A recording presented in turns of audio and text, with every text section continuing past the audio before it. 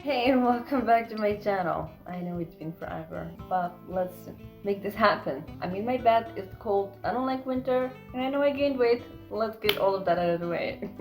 So today I'm going to be answering comments, and yeah, you guys left a lot of amazing comments. I'm really happy you guys are liking more of my videos and talking to me more through the comments. I made so many friends and I'm really happy because of that. The most person by far who left me the most amount of comments is Mr. International. Thank you so much for watching my videos. I really appreciate it. And so yeah, his first comment, or she, I don't know. Have you ever explained the differences between major cities and regions of Morocco? That's a very, very broad question. As you can see here with me, there are 12, let's say, states in Morocco. And yeah, one starts from here. I think this is Tangier, and the last one is the desert. And the way it was divided is in order for it to have like sort of an autonomy, so that each place would govern its own self and works towards being a more of a financially independent space. Because in the beginning they noticed how the financial scene was only happening in places like Rabat, Casablanca, and how those places got so rich, but the other regions were so poor. So that's why they got divided like this. So each place would have its own governor, and each place would have its own mayor, and so each region would work towards becoming financially independent from the other state. Let's just region state. Let's call it that. And within every state, there's going to be a lot of cities that have their own little culture, their own little tribe, their own, individuality. So yeah, there's really no common denominator on how they got divided.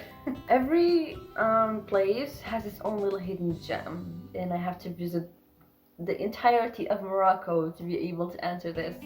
And so I think the best way to find out about little gems is through YouTube or Instagram, for people who do things like trips, and that's their whole content. I don't do that, unfortunately. I don't have the means, don't have a car. And so I really can't tell you, but I also don't watch people who do that, vlogs and trips, so I really can't tell you. But you can always go to Instagram and find that out for yourself, and just look up hashtag Morocco, and I'm sure you'll find a lot. And also the Blue City, I'm very familiar with it. I never been, I want to go. So let's see if we can find something on Instagram. Chefchaouen is amazing, also known as the Blue City. That's its actual name. Some people just call it Chaouen, so all depends on you. But as you can see here, it's gorgeous, and it's known for being painted blue. I don't know why, I don't know how, but it's gorgeous, and it's also on my to-do bucket list. So yeah, I really want to go too. But I've talked to friends that have been there, and their main thing was that there's not much to do there. There's not that many activities, plus it's cold. And yeah, I can relate, since people in my region that go there, who are used to the scorching sun, go to a place that's near to the Mediterranean. Yeah, of course it's gonna be cold. So yeah, these are some pictures. It looks really lovely. I would love to go to. Okay, the other city that you had tons of questions about is called Marrakesh. Everyone knows it. It's gorgeous, it's beautiful, it's warm, it's hot in the summer. The weather is amazing, the food is amazing, the nightlife, oh, it's to go to for the nightlife. That's really what it's known about a lot. And yeah, I don't know, I really can't tell you about the hidden gems in every city, but Marrakesh is definitely worth it.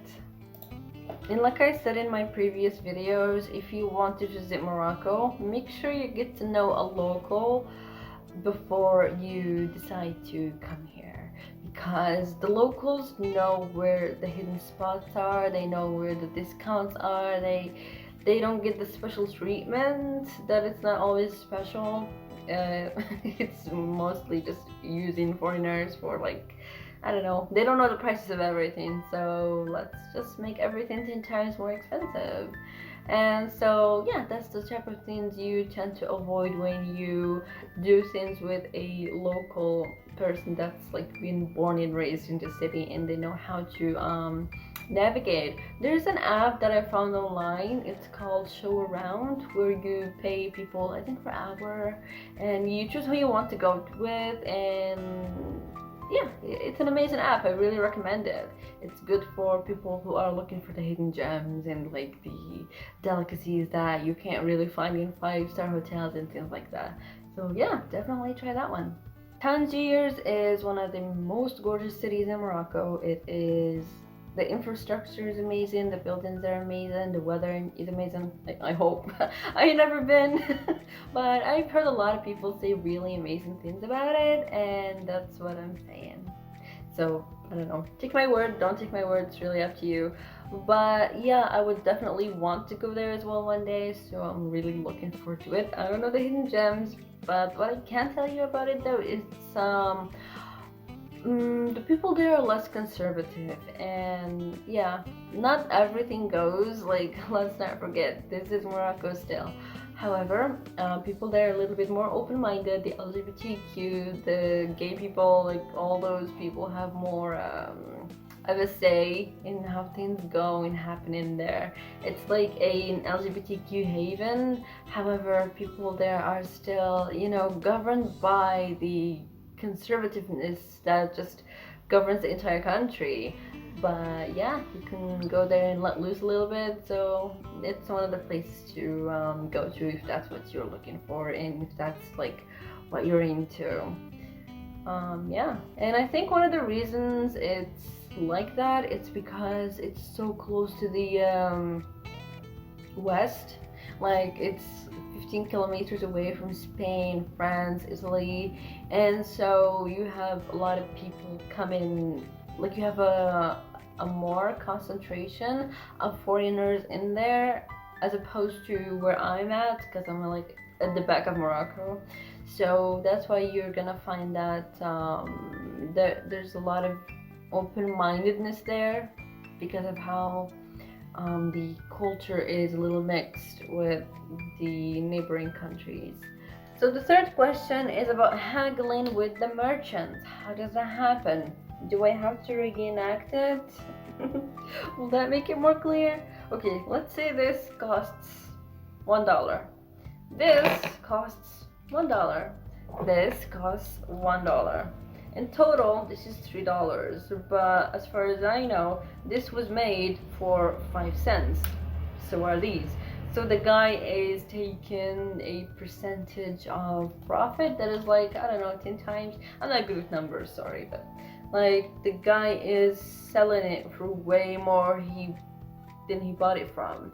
So understandably, I want to get this discounted. I don't want to pay the full price for them because I know that the guy just put a random price on it. As long as he gets his percentage of profit, it's good.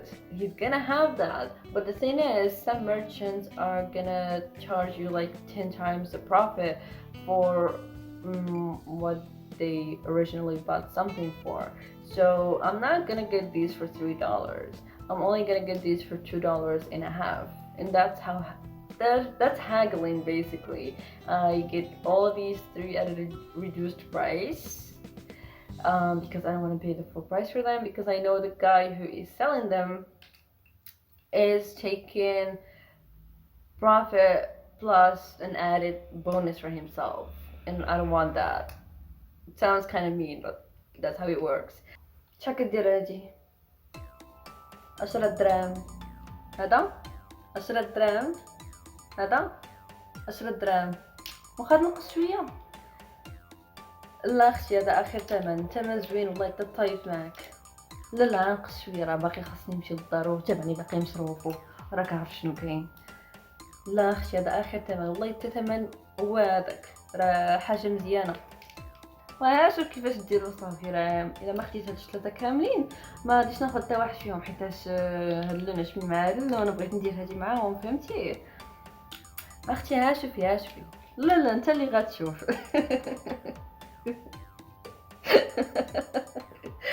نقص ليا شويه منها صافي. واخا يلا 25 درهم مزيان. واخا شكرا، انا عاد نرجع عندكم المره الجايه. So yeah, haggling with the merchants is very necessary. One time I was, out and about, and I got these. They're like donuts, but they have some stuffing inside. Let's just call them donuts. So I got the donut for 3 dirhams. That's under $1. That's under half a dollar, to be honest. And there was a couple of foreigners sitting next to me, and they also got the donuts. There was 2 of them, and I was minding my own business, but when I looked at the merchant, I saw that he was holding a 50 bill and putting it into his pocket, and I got curious, like, did he give them change or what was that? So I was like, excuse me, how much did he charge you for that? And they were like, 50. I'm like, oh my god, that's a lot. So you see, if you're a foreigner, even if you do haggle, the price was already imaginary to begin with. So yeah, you have to haggle. It doesn't matter how much he reduces, the guy is still going with a full profit. So yeah, haggling is very necessary, especially if you don't look like us or speak like us. Okay, so the last question from Mr. International, and this is the 4th question, is about is it true Moroccan fathers don't get involved too much in their daughter's male friends except when okay. Personally, my father, I don't know, the guy doesn't even get involved in my life that much unless I have to buy something. He's just a money source and protection for me mainly. Like when I get scared, I would tell him, that type of stuff, like I'm scared from this and this, and he would like give you the courage necessary to do things, and sometimes for guidance, like I don't know what to do, what's morally right. Like my dad gave me a lot of moral talks growing up and a lot of money. But yeah, that sums up his role in my life. But when things like marriage are going to happen, it's usually the daughter talk to the mother, not really to the father. Yeah, that's how it works. And the father only gets involved after the engagement or even after the proposal itself, because you don't propose to the girl, you take your parents to the girl's house and there where you propose. The family sits with the family, they talk, they get to know each other. So yeah, that's when the father talks to the guy. So yeah, that's how things happen. And that's where they discuss things like the dowry, is there gonna be a wedding? That's where the girl and the guy officially sit to talk. Doesn't matter if they did it for 5 years. They ask each other the serious questions, like, did you go to school? Did you have kids? Even if you knew the guy, it doesn't matter. Just go with the charade, I guess. So yeah, that's how the proposals happen. The proposal is before the engagement, just so we're clear. So yeah, that's when the father actually gets to talk to the guy. So no, he doesn't really get involved pre an official event or ceremony, to say. So no, that's at least that's what I know. That's my family. We're a little conservative, so yeah, that's how things are. This may sound outdated to a lot of you. I get it. No shame, no shade. It's all good. But yeah, I hope I answered.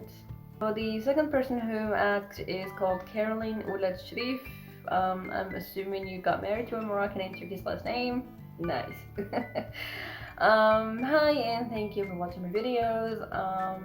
And yeah, you're wondering if I could do a video on how different people are in different regions. I can't tell you that in specific details. My father could. He's been around, but me, I can't. But it's true that people from different areas and regions have mm, different characteristics from others. That's very true. For example, the people in the north are known to be more open-minded, more modern than the people in the south. And the people that are in between are a mix of both. That's very true. Not very open-minded, but also a little conservative, and yeah, they just know how to mix the two. But if you go into specific regions within every certain region, like certain areas within every region, you're gonna find that people are again divided based on characteristics and how they communicate with others. So some people are known to be thugs, some people are known to be liars, some people are known to be bamboozlers, but some people again are known to be very open-hearted. They have a big heart. They're gonna welcome you, they're gonna treat you good, they're gonna drop everything they do and help you. And so I can't tell you, because people, like we say here, are made from brick and stone. I can't, like, people are not something you can categorize and summarize into big categories like that. It's really up to the individual if they're going to be good or no. So yeah, I hope I answered all your questions. I hope you guys like this video. I know I took a lot of time for myself, however my equipment has only gotten worse. I get it. I've been adjusting with school and everything, so I really took my time, you know, doing that. And yeah, I hope this video has been helpful. I hope you guys watched to the end, and I hope you subscribe if you're new here, and let me know what you think. Tell me your opinion, and yeah, see you in the next video.